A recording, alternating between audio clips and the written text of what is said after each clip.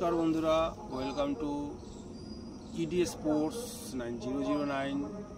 আজ মহানবমীতে সবাইকে প্রীতি শুভেচ্ছা জানিয়ে আজকের ভিডিও শুরু করছি। আজকে আমরা মোহনবাগানে আগামী দিনে যে খেলাগুলি আছে সেইগুলো নিয়ে মূলত আলোচনা করব। তো সামনে মোহনবাগানে যে খেলা পড়ে আছে সেটা হচ্ছে আইএফএসএল, যেখানে মোহনবাগান সম্মতি জানিয়েছে যে আইএফএসএলে মোহনবাগান খেলবে, এবং তারপরেই আছে সুপার কাপ। আইএসএল নিয়ে এখন পর্যন্ত ফেডারেশন কোনো রকম সিদ্ধান্তে উপনীত হতে পারেনি। সুপার কাপের পরে তারা সিদ্ধান্ত নেবে কবে আইএসএল শুরু হবে, এবং তারপরেই ভারতের বিভিন্ন ক্লাবগুলি ঝাঁপাবে। এখন থেকে কিন্তু সেরকমভাবে অন্য কোনো দলেতে সেরকম কোনো ইনফরমেশন পাওয়া যাচ্ছে না। অর্থাৎ সামার উইন্ডোটা শেষ হয়ে যাওয়ার পর আর তারা কাদেরকেই বা রিক্রুট করবে, যারা আনরেজিস্টার্ড প্লেয়ার তাদেরকেই করতে হবে। কোনো দল থেকে কিন্তু কোনো প্লেয়ারকে তুলতে পারবে না এই মুহূর্তে। সুতরাং সেদিক থেকে চিন্তা করলে মোহনবাগান আর ইস্টবেঙ্গল কিন্তু বেস্ট দল গঠন করে ফেলেছে। তারাই কিন্তু একেবারে পরিপূর্ণ দল গঠন করে ফেলেছে। 6 জন করে বিদেশি তারা ইতিমধ্যে নিশ্চিত করে ফেলেছে। তো আগামী দিনে মোহনবাগানের কি সাফল্য আসতে পারে ফেডারেশন কাপে, যদি এইটা নিয়ে আলোচনা করি তাহলে আমরা দেখব যে ফেডারেশন কাপ চলার সময় মোহনবাগানের প্রথম একাদশের 8 জন প্লেয়ারই থাকবে না। সেদিক থেকে ফেডারেশন কাপে কিন্তু মোহনবাগান যথেষ্ট ব্যাকফুটে থাকবে। এক্ষেত্রে বিপক্ষ কতটা অ্যাডভান্টেজ পেতে পারে গৌতম? হ্যাঁ, বিপক্ষ বলতে প্রধান বিপক্ষ আইএফএসএলে ইস্টবেঙ্গল।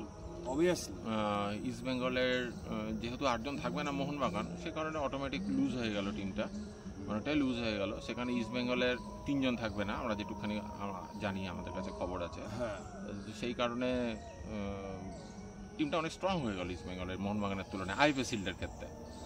পরে যখন আবার সবাই আসবে তখন তুল্যমূল্য বা মোহনবাগান অ্যাডভান্টেজ পাবে টিমের শক্তি অনুযায়ী, কিন্তু এই মুহূর্তে 8 জন প্লেয়ার না থাকাতে তুল্যমূল্য বিচারে ইস্টবেঙ্গল অ্যাডভান্টেজ অনেকটা এগিয়ে থাকলো।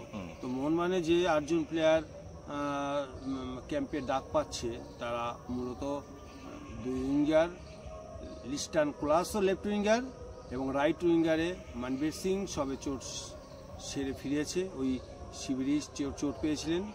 মাঝমাঠের পুরো সমস্ত প্লেয়ারকেই তুলে নিয়ে যাচ্ছে বলা যায়, একমাত্র অভিষেক সূর্যবংশী ছাড়া মাঝমাঠ থেকে তুলে নিচ্ছে আপুইয়াকে, তুলে নিচ্ছে থাপাকে, তুলে নিচ্ছে দীপক টাংরিকে। তো এই 3 জন নির্ভরযোগ্য প্লেয়ারকেই মাঝমাঠ থেকে তুলে নিচ্ছে। এছাড়া সাহাল আব্দুল সামাদকে তুলে নিচ্ছে। তার মানে দেখো এখান থেকে 4 জন, 2 জন, 6 জন প্লেয়ারই কিন্তু একদম ফরওয়ার্ড লাইন এবং মাঝমাঠ থেকে তুলে নিল। তাহলে পরে লাইন হচ্ছে গোলকিপার বিশাল কায়, তাকেও তুলে নিচ্ছে, এবং অভিষেক হচ্ছে মেহতাব সিং তাকেও কিন্তু তুলে নিচ্ছে। সুভাশিস বোস যেহেতু চোটগ্রস্ত, সুভাশিস বোস থাকছে, আশিস রায় থাকছে, এরা ডাক পায়নি, এবং এক্ষেত্রে মোহনবাগান প্লেয়ারদের ছেড়ে দেওয়ার সিদ্ধান্ত নিয়েছে। তারা যথেষ্ট চাপের মধ্যে আছে, ছেড়ে দিতেই তারা বাধ্য হবে। কি বলিস গৌতম, এক্ষেত্রে মোহনবাগান সঠিক কাজ করলো কি ভুল করলো?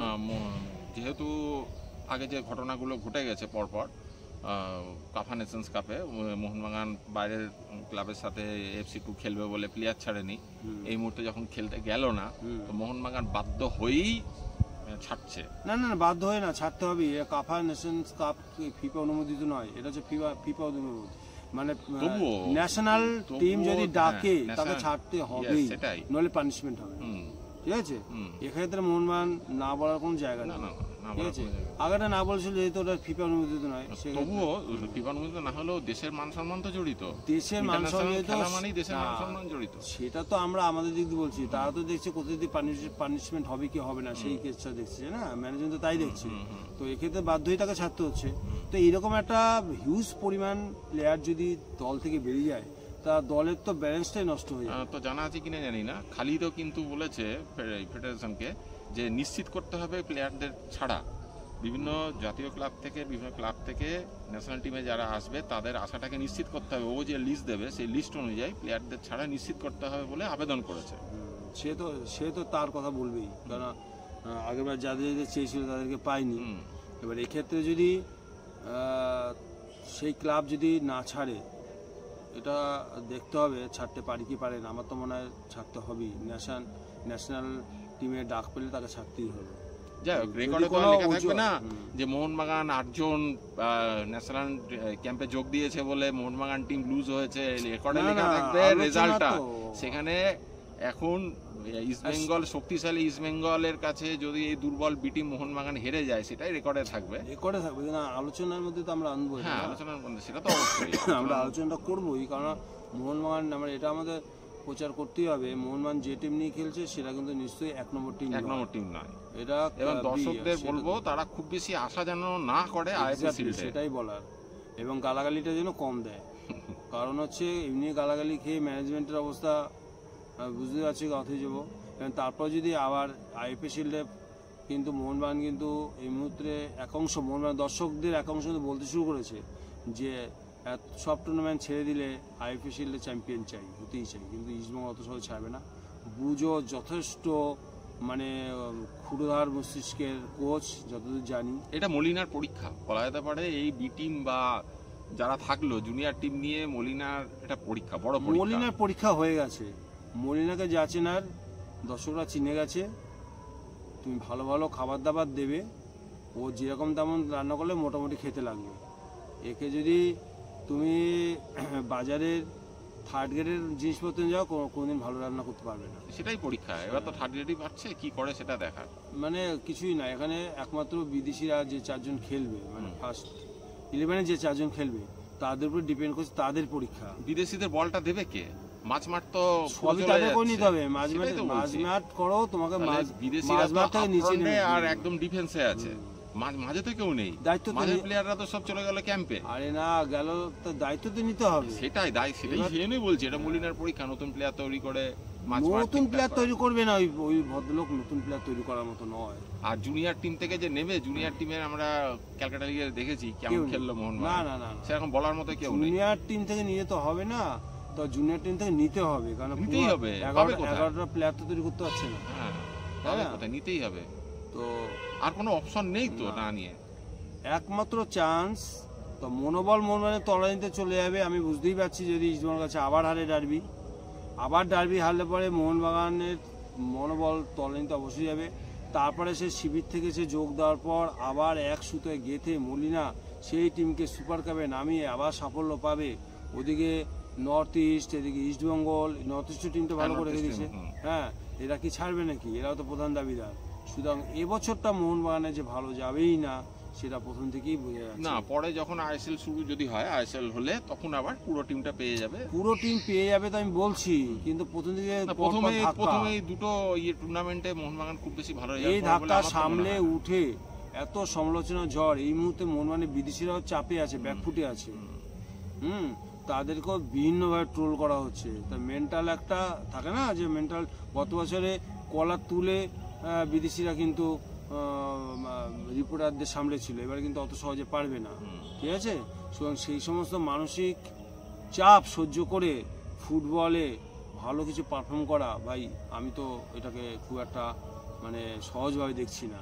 তো তাও যদি নিজেদের পার্সোনাল বিলিংসিতে করে দিতে পারে সেটা আলাদা কথা। তবে পাশাপাশি যে টিম পড়শি টিম যথেষ্ট ভালো স্ট্রং টিম করেছে, সেই টিমের মোকাবিলা কিন্তু মোহনবাগানকে আইপিএল শিল্ডে করতে হবে। তো আমরা যথেষ্ট চিন্তায় আছি ওই ম্যাচে মোহনবাগান কী করবে। যদি কোনো কারণে মোহনবাগান আইপিএল শিল্ড জিতে নিতে পারে এবং ডার্বিটা জিতে নিতে পারে, তাহলে কিন্তু কিছুটা ড্যামেজ কন্ট্রোল হলেও হতে পারে। কি বলি? সেটা হতে পারে, কিন্তু সেটা চান্স কম। অতি মানবীয় কিছু করতে হবে। সেটা ওদের ধুরন্ধর কোচ মোহনবাগানের দুর্বলতা বুঝে গেছে, আরও যে দুর্বল হয়ে গেছে মোহনবাগান সেটাও বুঝে গেছে। সুতরাং এই জায়গা থেকে বেরিয়ে আসা, এই ম্যাচ যদি ডার্বি ম্যাচ হারে তাহলে কিন্তু ম্যানেজমেন্ট সহ প্লেয়ারদের কিন্তু কপালে দুঃখ আছে। সুপার কাপ বলার সময় এখনো হয়নি, তবে আইপিএল মোহনবাগান ব্যাকফুটে। মোহনবাগান যখন ভালো খেলে জনতা কিন্তু উজাড় করে দেয় তাদের জন্য। কিন্তু এই ম্যানেজমেন্ট বা এইরকম যদি পরপর ধারাবাহিক ব্যর্থতা চলে আসে তাহলে কিন্তু মোহনবাগান জনতা কিন্তু ভিন্ন রূপ নিতেই পারে। কারণ ভিন্ন মিডিয়া, সোশ্যাল মিডিয়া যা শুনছি, যা খবর আছে, তাতে মোহনবাগান সমর্থকরা কিন্তু ফুটছে রীতিমতো। তাই তো? তো পরবর্তীকালে মোহনবাগানকে সতর্ক হয়ে মাঠে নামতে হবে এবং পজিটিভ কিছু ফলাফল তাদেরকে অবশ্যই ডিসপ্লে করতে হবে। তো আমরা আর মোহনবাগানকে নিয়ে আর ভিডিও বানাবো আর কোনো কিছু অ্যাকচুয়ালি কোনো কন্টেন্ট পাচ্ছি না, ঠিক আছে? সুপার কাপে মোহনবাগান কীরকম ফল করে সেটাও কিন্তু জনগণ তাকিয়ে আছে বা সমর্থকরা কিন্তু তাকিয়ে আছে, কি বলিস? তখন কিন্তু ফুল টিম মোহনবাগান পেয়ে যাবে। তো এই ছিল আজকে আলোচনা।